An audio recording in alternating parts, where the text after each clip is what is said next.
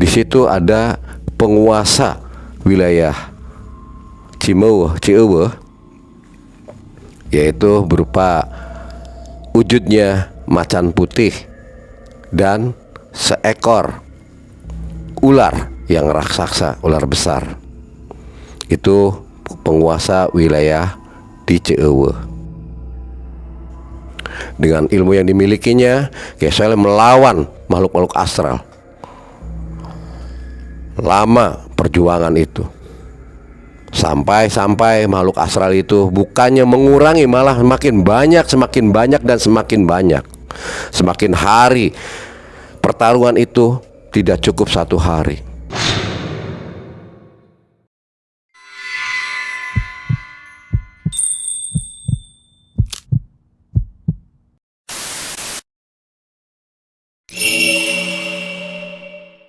Assalamualaikum warahmatullahi wabarakatuh.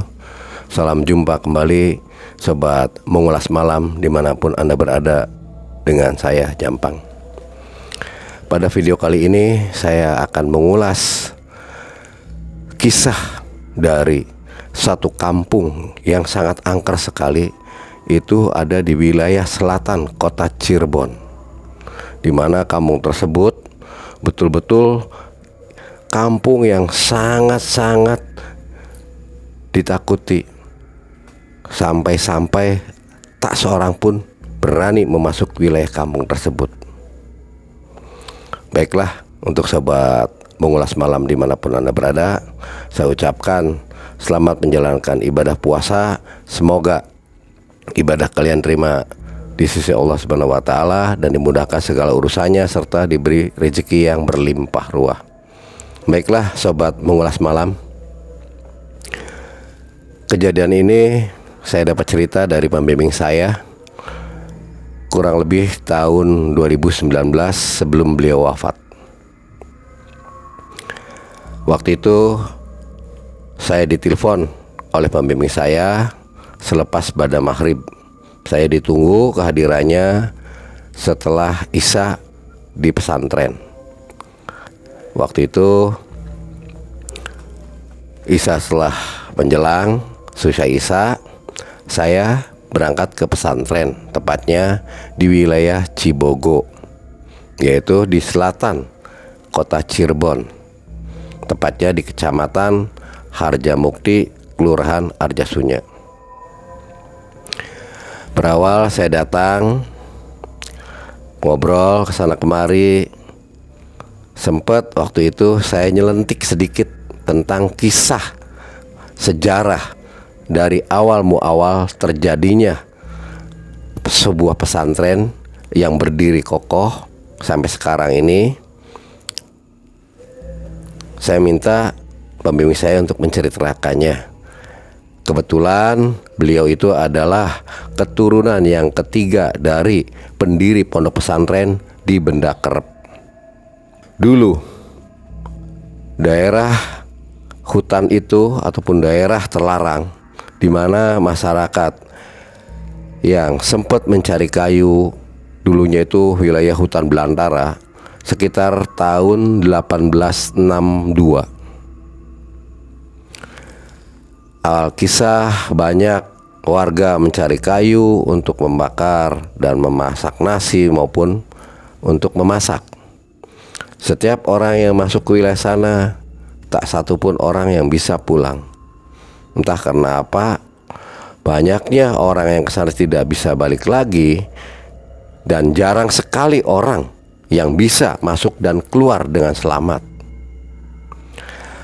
Kabar tersebut terdengar kepada Sultan Kanoman, di mana beliau adalah salah satu pemimpin ataupun sultan yang ada di kota Cirebon.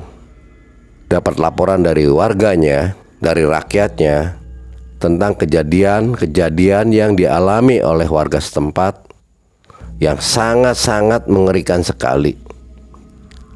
Karena bukan sekali, 2 kali dapat laporan tersebut dari warga setempat datang ke pemimpinnya, yaitu seorang sultan. Waktu itu dijabat oleh Sultan Muhammad Kamarudin I. Sampai-sampai Sultan pun mendapat kabar seperti itu, bingung.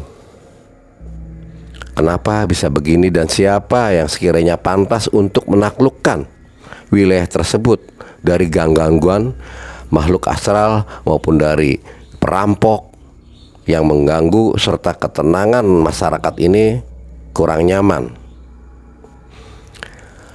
Karena Kiai Soleh dan pamannya yaitu Kiai Anwaruddin atau disebutnya Mbah Krian, waktu itu beliau mendirikan pesantren di daerah Kabupaten Cirebon, ya tepatnya di daerah Kegunung, yaitu di Sumber, Kabupaten Cirebon. Pada saat itu Sultan bingung siapa yang akan diutus dan siapa yang menangani tentang masalah ini, karena bukan sekali dua kali dapat laporan dari masyarakatnya tentang adanya hal-hal yang di luar nalar. Akhirnya Sultan mengutus prajuritnya atau suruhannya untuk mencari Kiai Soleh. Kebetulan Kiai Soleh adalah salah satu keluarga besar Kesultanan Kanoman, yang dimana beliau juga ahli sufi, ahli hikmah yang di Kesultanan Kanoman. Karena beliau lepas keluar dari lingkungan keraton disebabkan tidak cocoknya dan tidak senangnya akan perilaku-perilaku Belanda yang membuat suasana di Kesultanan tidak baik. Pengaruh-pengaruh Eropa khususnya Belanda yang selalu membuat mudarat kelakuannya di lingkungan keraton. Bahkan banyak kejadian-kejadian yang sangat membuat kesal, sehingga Kiai Soleh pun keluar dari lingkungan keraton. Saat itu utusan dari Sultan menghadap ke Kiai Soleh. Waktu itu Kiai Soleh didampingi dengan Kiai Krian atau Kiai Anwaruddin sempat mendapat tugas oleh Sultan. Diceritakanlah semua kejadian-kejadian yang ada, sehingga Kiai Soleh suruh menghadap Sultan. Saat itu Kiai Soleh bersama Kiai Krian menghadap Sultan. Setelah menghadap Sultan, diberi tugas, dan Kiai Soleh pun ditemani oleh Kiai Krian itu menjalankan tugas di wilayah selatan Cirebon, tepatnya di wilayah Cieuweuh. Kata Sunda Cieuweuh itu tidak ada, dengan artian setiap orang yang masuk ke hutan tersebut ataupun perkampungan itu tidak mungkin mudah untuk pulang, karena waktu di sana tidak ada namanya perkampungan, yang masih sepi sekali dihuni. Akhirnya Mbah Krian memutuskan segera melakukan titah daripada Sultan untuk segera mungkin setelah bada asar, kita jangan sampai telat waktunya karena mendekati maghrib, sehingga dimulailah. Saat itu Kiai Krian bersama Kiai Soleh memunajatkan diri, meminta doa kepada Allah untuk diberikan suatu kekuatan untuk memperjuangkan, membebaskan wilayah dari gangguan-gangguan makhluk astral, yang dimana masyarakat takut dan sangat angkernya tempat itu, betul-betul angker, dan betul-betul namanya rimbunnya hutan tersebut, yang dimana hutan tersebut ditumbuhi pohon-pohon yang tinggi dan rapat sekali. Daerah tersebut banyak dihuni oleh makhluk-makhluk siluman maupun jin, Salah satunya di situ ada penguasa wilayah Cieueuh, yaitu berupa wujudnya macan putih dan seekor ular yang raksasa, ular besar. Itu penguasa wilayah di Cieueuh. Awal Kyai Soleh bersama Kyai Krian, pada saat awal dia membuka wilayah hutan itu untuk ditaklukkannya, saat bermunajat, awal sekali dia melakukan pergerakan untuk membersihkan, serangan datang dari makhluk astral. Kyai Soleh diserang, begitupun Kyai Krian. Mereka berdua diserang oleh makhluk astral. Banyak sekali anak buah ataupun bawahan dari jin siluman yang berupa macan dan ular. Banyak wewe gombel, banyak juga gondoruo, banyak juga di sana seperti buta ijo. Semuanya kumpul di wilayah itu. Awal Mbah Soleh diserang dengan anak buah penghuni sana. Mbah Soleh melawan secara gaib, bermunajat pada Allah untuk meminta bantuannya.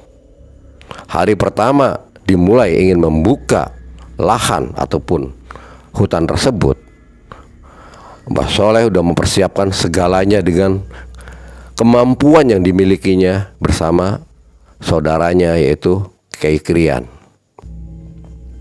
Dengan ilmu yang dimilikinya, Kyai Soleh melawan makhluk-makhluk astral. Lama perjuangan itu, sampai makhluk astral itu bukannya mengurangi, malah semakin banyak dan semakin banyak. Semakin hari pertarungan itu tidak cukup satu hari. Hari pertama dimulai, Kyai Soleh kewalahan, kecapean, kelelahan. Begitupun Kyai Krian. Hari pertama Kyai Soleh bersama Kyai Krian memenangkan pertarungan di alam gaib sana.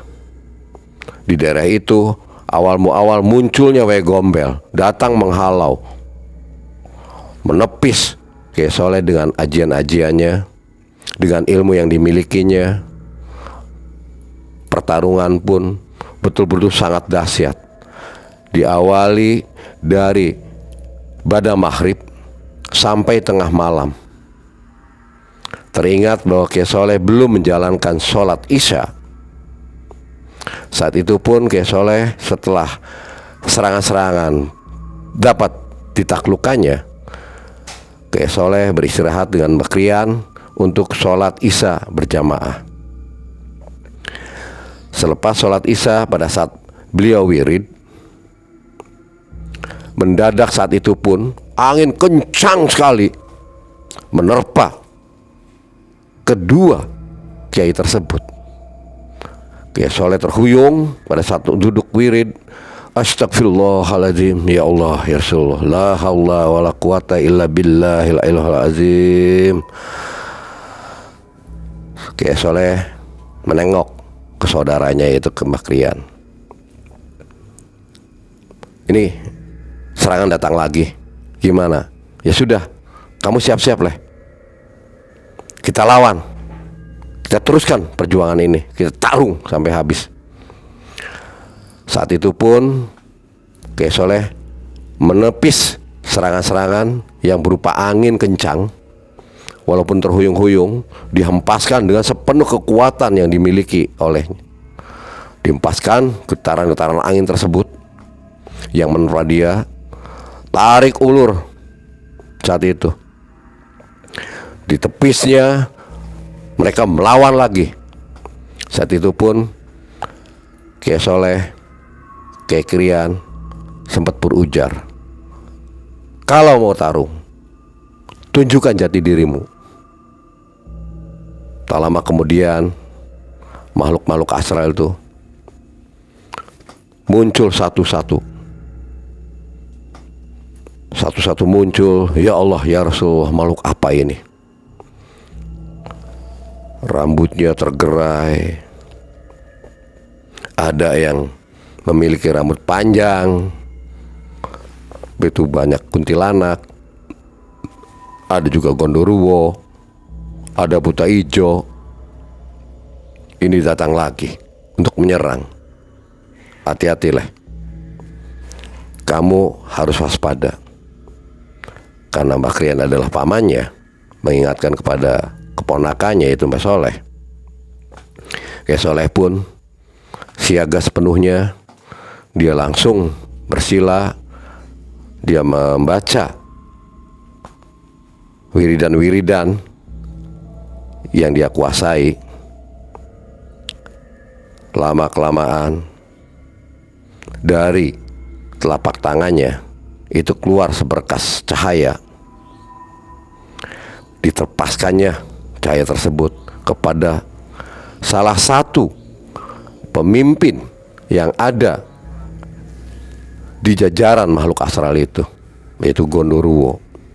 Ditepiskannya kepada Gondoruo, dihantamkannya sinar tersebut, dilontarkan, dan Gondoruo pun terhantam oleh sinar tersebut. Dia menjerit kesakitan, ampun, kepanasan. Satu demi satu dihempaskan sinar tersebut, dan cahaya itu menerpa makhluk astral yang ada di sana.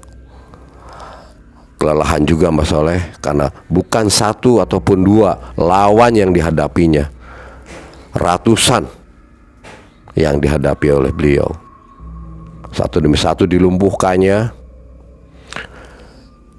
Semakin capek dan lelahnya, Kyai Soleh, Kyai Krian sama-sama lelah. Tak lama kemudian kokok ayam pun berkumandang, terdengar, menandakan bahwa pagi untuk subuh pun menjelang. Pertanda ini azan subuh untuk memasuki wilayah waktu sholat subuh. Saat itu pun satu persatu dihabisinya oleh Mbah Soleh. Kyai Soleh ditepis, dihantam, sampai mereka kewalahan dan lari tunggang langgang satu persatu.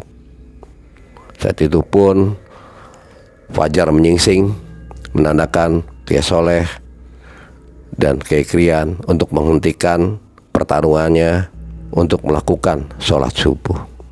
Tak selang berapa lama waktu pun beralih sampai saat duha menjelang. Matahari sudah tampak jelas. Rasa kelelahan pun dirasakan oleh Kyai Soleh dan Kyai Krian. Mereka berdua rasa haus dan turun dari wilayah tersebut mendekati aliran sungai, di mana aliran sungai itu dulunya adalah dengan nama napaktilas dari Sunan Kalijaga yang disebut aliran sungai Kalijaga. Ambil air beliau untuk minum karena haus, dan untuk melepaskan dahaganya beliau, serta mencuci muka untuk siap-siap mencari sesuatu yang bisa dimakan. Pada saat itu Kyai Soleh bersama Kyai Krian, karena di sana ditumbuhi banyak pohon benda yang tinggi-tinggi seperti sukun. Buahnya itu seperti pohon sukun, persis sekali tidak beda jauh dengan pohon sukun, hanya namanya berbeda, yaitu benda. Pohon itu berdekatan, berjajar rapat, sehingga banyak yang udah matang. Diambilnya pohon sukun tersebut, diambil pohon benda itu, buah bendanya diambil, buahnya seperti sukun buahnya itu. Untuk menghilangkan rasa lapar, diambillah salah satu buah tersebut untuk dimakan. Hari berlalu sampai datanglah waktu maghrib. Mahlib pun persiapan untuk dimulai kembali untuk melakukan penetralisiran wilayah-wilayah yang betul-betul diganggu atau dihuni oleh makhluk astral yang sangat merugikan masyarakat setempat. Kembali lagi Kyai Soleh bersama Kyai Krian untuk memulai kembali pembersihan di wilayah-wilayah Cieueuh. Di hutan itu betul-betul angker, yang betul-betul angker. Lebatnya sampai sinar matahari pun untuk masuk ke wilayah tersebut itu agak susah karena saking padatnya pepohonan yang sangat tinggi, rindang-rindang, banyak ditumbuhi pohon benda yang sangat berdekatan. Karena saking keratnya atau dekatnya, sehingga sinar matahari pun sulit untuk menerangi dengan jelas ke wilayah tersebut. Kyai Soleh bersama Kyai Krian memulai kembali mewiridkan wiridan-wiridannya untuk menetralisir wilayah-wilayah yang betul-betul harus diberesin. Berbulan-bulan beliau tuh melakukan pembersihan di wilayah Kesultanan Cirebon, khususnya di daerah Cieueuh, di kota Cirebon wilayah selatan. Lama-kelamaan mulai ditata keseluruhan wilayah udah netral sedikit, masuk lebih ke dalam lagi. Hari berhari terus dilaluinya. Pertarungan tiap hari dilakukannya. Ketemulah pada saat itu dengan sisi-sisi lain yang sangat membingungkan. Ada juga pohon kapuk ataupun pohon randu. Salah satu pohon itu dihuni oleh Gondoruo, di mana Gondoruo menghuni pohon randu itu. Berawal Kyai Soleh saat ingin membersihkan dengan doa-doa, wiridan untuk pembersihan, untuk dinetralisirkan seluruhnya itu wilayah dilalui untuk pembersihan dan penetralisir. Saat itu pun Kyai Soleh bersama Kyai Krian dihajar serangan-serangan yang bertubi-tubi oleh Gondoruo yang keluar dari pohon randu. Kyai Soleh melawan bersama Kyai Krian. Mereka berdua tarung. Habis-habisan mereka membersihkan dan menetralisir wilayah itu dari makhluk astral. Satu demi satu diserang oleh Kyai Soleh karena mereka menyerang duluan. Kyai Soleh bersama Kyai Krian mengatakan pada mereka, "Saya datang kemari dengan tujuan baik. Mohon kalian tinggalkan tempat ini. Tempat ini akan dihuni oleh manusia untuk kemaslahatan manusia, bukan Anda saja. Kenapa Anda selalu mengganggu manusia yang sedang berkepentingan di sini untuk mencari nafkah, khususnya mencari kayu bakar untuk memasak masakan mereka dan menjual kayu-kayunya ke kota agar mendapatkan uang?" Gondoruo tidak terima, tetap menyerang, merasa ini adalah wilayah dirinya yang sudah lama dihuni oleh mereka. Ini adalah wilayah kekuasaan saya. Kyai Soleh dengan baik-baik mengajak suruh meninggalkan tempat yang ada di sana kepada Gondoruo. "Hai makhluk Allah, kamu tinggalkan, karena tempat ini untuk manusia, bukan untukmu, untuk lelembut macam kamu. Saya secara baik-baik meminta kepada kalian, penghuni hutan ini, harap kalian meninggalkan wilayah ini. Silakan pergi jauh, jangan dari sini." Tidak terimanya Gondoruo diomong begitu, ngerasa dia istilahnya penghuni dulu yang menghuni wilayah situ. Kyai Soleh pun untuk kepentingan umat dan kepentingan masyarakat, karena dapat titah dari seorang sultan menjalankan amanah, untuk menetralisir wilayah itu. Dilawanlah akhirnya oleh Kiai Soleh untuk dihanguskan. Kiai Soleh pun dengan kekuatan dan keilmuan yang dimilikinya, alhamdulillah, satu persatu Gondoruo yang ada di sana terkikis habis. Semakin masuk wilayah ke dalam, semakin malam. Tak terasa letih juga rasanya. Kiai Soleh mengingatkan kembali kepada pamannya, yaitu Kiai Krian. Nah, istirahat dulu. Lelah juga ini. Kita sholat dulu. Kita minta bantuan sama Allah agar kita dilindungi dalam menetralisir wilayah ini, dalam mengemban tugas ini, agar dimudahkan dari segala urusan yang ada. Saat sholat isya, rasanya ada hempasan-hempasan, serangan-serangan yang menerpa mereka berdua. Karena dengan kekuatan Allah, alhamdulillah, serangan itu tidak sampai menyentuhnya.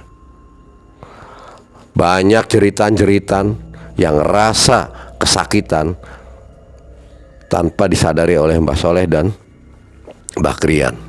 Hari berhari, bulan ke bulan, sampai akhirnya ketemu, jumpa dengan ketua ataupun pemimpin hutan itu, yaitu sosok jin ataupun siluman yang berwujud macan putih dan berwujud ular besar. Dua sosok tersebut muncul di hadapan Kiai Soleh dan Kiai Krian. Kiai Soleh melawan kepada siluman macan. Sebelum pertarungan dimulai, Kiai Soleh meminta baik-baik kepada penghuni ini, yaitu siluman macan dan siluman ular, meminta pada mereka berdua untuk meninggalkan wilayah ini. Mereka tidak terima, merasa inilah wilayah mereka, karena mereka duluan yang menguasai wilayah ini, bukan kamu. Kamu pendatang, kata itu. Ngapain kamu mengusik? Kalau kamu mengusik ingin wilayah ini, kamu harus menaklukkan saya. Kiai Soleh bersama Kiai Krian sepakat berbincang-bincang. Keduanya, ya sudah, Kiai Soleh, kita lawan aja satu-satu. Ayo kita tarung. Oke, disanggupinya oleh Kiai Soleh bahwa keinginan dari penghuni raja di situ, yaitu siluman macan dengan siluman ular, akhirnya mereka berdua tarung melawan siluman macan dan siluman ular. Silih berganti. Kiai Soleh melawan macan, melawan siluman macan putih, tarung, tersesek semuanya. Kiai Soleh tersesek, tersudutkan, begitupun Kiai Krian. Waduh, nggak tahan ini. Betul-betul susah dan sulit sekali. Dengan aumannya dan begitu tarung, benar-benar tarung yang sangat di luar nalar sampai terbang-terbang. Macan menyerang, Kiai Soleh menghindar dengan loncatan dan lompatan layaknya seperti kayak di film. Kiai Soleh bisa lari di atas, berdiri di atas dahan, ubar kembali oleh ular. Silih berganti mereka menyerang. Tersudutlah Kiai Soleh dengan Kiai Krian. Ini gimana ini? Kayaknya kita kalau sekarang dihabiskan semua, kayaknya kita kesesek. Sulit ini dilakukan untuk melumpuhkan mereka. Ayo kita meminta kembali pada Allah agar kita bisa diberi kekuatan untuk mengalahkan mereka. Memintanya kembali Mbah Soleh maupun Mbah Krian melantunkan wiridan-wiridan. Semakin lama semakin mengencang tangan. Cahaya yang ada di telapak tangan Kiai Soleh maupun Kiai Krian semakin kencang, semakin kuat, dan dihempaskannya kekuatan yang ada di tangan itu kepada kedua sosok itu. Kiai Soleh menghempaskan kepada siluman macan, dan Mbah Krian pun menghempaskannya kepada siluman ular. kedua siluman itu dihajar habis-habisan oleh Kiai Soleh dan Kiai Krian. Pertarungan lama sekali, tidak berkesudahan. Berbulan-bulan mereka, sampai saatnya kurang lebih 3 bulan. Waktu itu Kiai Soleh diberi hidayah oleh Allah sampai mampu melumpuhkan kedua siluman itu. Terseseklah mereka berdua. Sampai habisnya di situ, mereka meminta ampun, merasa mereka mengakui kekalahannya. Tolong, jangan bunuh saya. Tolong, jangan bunuh saya. Saya ngaku kalah. Tolong, jangan bunuh saya. Itu auman daripada siluman macan kepada Kiai Soleh. Mohon jangan bunuh saya. Karena Kiai Soleh ingat bahwa musuh yang tak berdaya itu tidak boleh dibunuh. Meminta ampunan, minta ampunlah pada Allah. Kiai Soleh ingat dengan kata-kata itu dari gurunya. Kiai Soleh langsung mengingatkan pada mereka, saya tidak akan bunuh kamu asal kamu tidak melakukan kegiatan-kegiatan yang merugikan masyarakat. Saya ingin menempati tempat ini untuk masyarakat. Ampun, ampun, jangan bunuh saya. Saya ikhlas asal kamu jangan membunuh saya. Saya ikhlas ikut sama kamu. Saya ikhlas menjaga kamu. Saya ikhlas menjadi pengikut kamu. Siluman macan menuntut terang pada Mas Soleh seperti itu. Begitupun sebaliknya dari salah satu siluman macan dengan siluman ular itu mengutarakan hal yang sama. Karena kedua makhluk itu terpepet habis mau mati. Udah kalah, betul-betul kalah. Kiai Soleh pun udah tidak mampu, letih juga.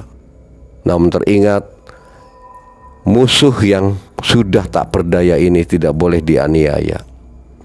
Walaupun iya ini makhluk ciptaan Allah, seperti apapun ini tetap sama juga makhluk ciptaan Allah. Kiai Soleh memberikan pengampunan pada mereka berdua. Boleh kamu menjadi pengikut saya dan saya tidak akan membunuh kamu. Ingat itu. Ampun, ampun, Kiai, ampun, jangan bunuh saya. Tuturan terus diucapkan dari siluman macan putih itu.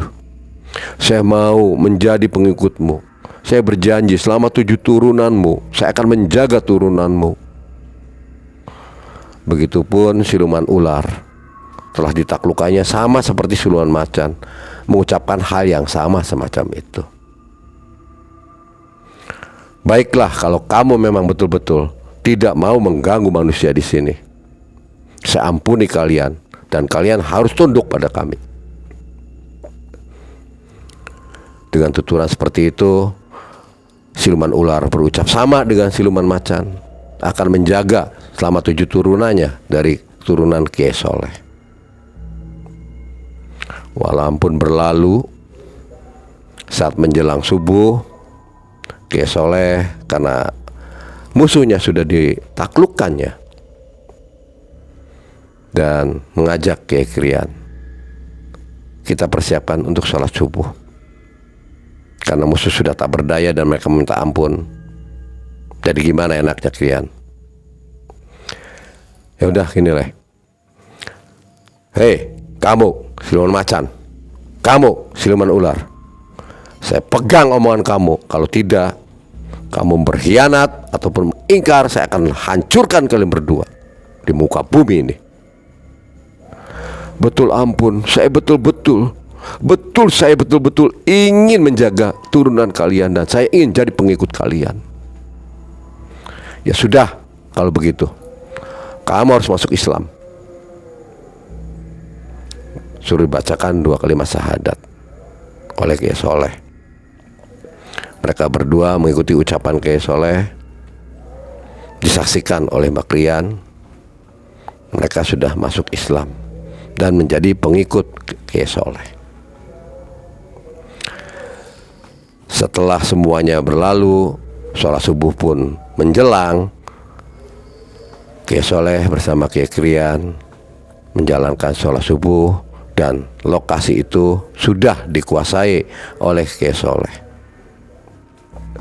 Alhasil setelah sholat subuh, setelah wiridan, Kiai Soleh menghadap Sultan bahwa menceritakannya semua apa yang dilakukan di sana dan apa yang telah dilakukan bersama Kiai Krian. Wilayah tersebut sudah bisa dikuasainya. Mereka berdua menghadap, menuturkan keseluruhannya. Bahkan Sultan pun memberikan wilayah tersebut untuk dikelola kepada Kiai Soleh. Kiai Soleh, silakan wilayah selatan itu dikelola oleh kamu, tempati olehmu. Wilayah itu diberikan oleh Sultan kepada Kiai Soleh, di mana Kiai Soleh memiliki keluarga, dan Bakrian pun menetap di sana. Pada saat awal tempat tersebut dibangun karena di sana namanya pohon benda yang sangat rapat sekali. Akhirnya Kiai Soleh membangun tempat tinggal itu di atas pohon, dan keluarganya pun dibawa, istrinya dibawa sana. Singkat cerita, Kiai Soleh menjalankan syiar Islam terus menerus. Kurun waktu berapa lama, sampai banyaklah orang yang berdatangan di sana. Nah, tempat Ciuwe ini akhirnya berganti dengan nama Benda Kerep. Benda Kerep diambil dari nama pohon benda yang sangat rapat tumbuhnya di wilayah hutan itu. Hutan tersebut dibabat, dibongkar, dibuka suatu pemukiman dan perkampungan yang sampai sekarang terkenal dengan nama Benda Kerep.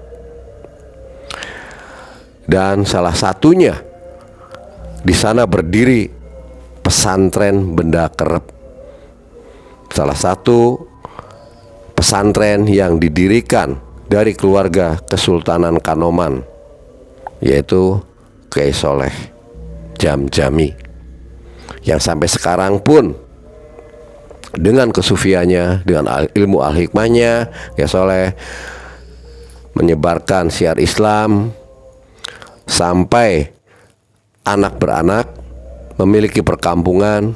Bahkan anaknya sendiri pun sudah memiliki keilmuan juga.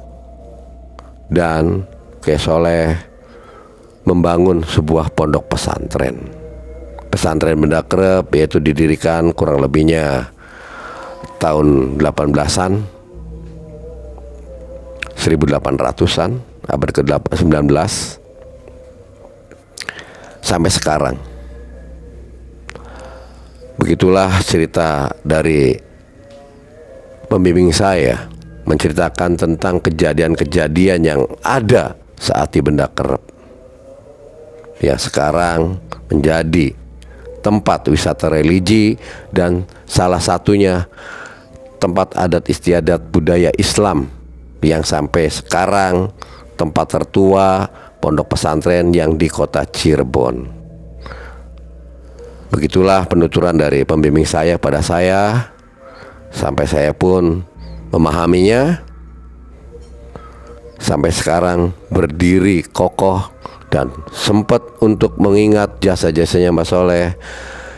Wilayah tersebut diadakan haul untuk memperingatnya, khususnya di bulan Idul Adha. Begitulah kisahnya untuk sobat mengulas malam dimanapun Anda berada.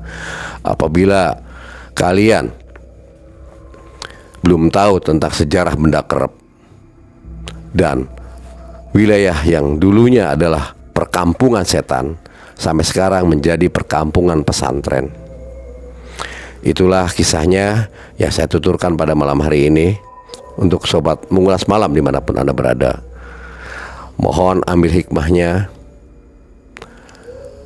buang yang jeleknya. Saya ucapkan selamat menjalankan ibadah puasa. Mohon maaf lahir batin. Apabila ada tutur kata yang salah, saya mohon maaf. Saya akhiri pada video kali ini. Wabil taufiq wal hidayah. Wassalamualaikum warahmatullahi wabarakatuh.